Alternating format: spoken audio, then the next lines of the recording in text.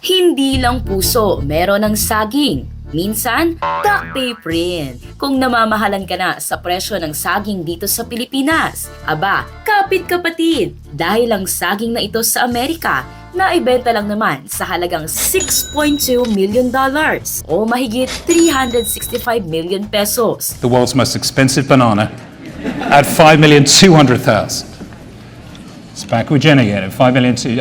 Here it is, 5,000,002. Will you say 3 online? Ang saging na ito na idinikit sa pader gamit ang duct tape ay naibenta sa isang art auction sa New York. Tinawag itong comedian na likha ng Italian artist na si Maurizio Catalan. Isang Chinese businessman at founder ng isang cryptocurrency platform ang nanalo sa bidding. Ayon kay Catalan, layunin ng kanyang art piece na hamunin ang pananaw ng publiko sa kahulugan at halaga ng sining. Ngunit para sa ilang kritiko, halimbawa ito ng absurdity ng modern art. Bagamat controversial sa mata ng ilan, ang presyo ng duct tape na saging ay hindi lamang tungkol sa pisikal na anyo nito, kundi sa ideya at kontekstong inilalahad ng obra. Ikaw kapatid, handa ka bang magbayad ng milyon para sa isang saging? Para sa iba pang kakaibang kwento, mag-follow at mag-subscribe sa social media pages ng News 5.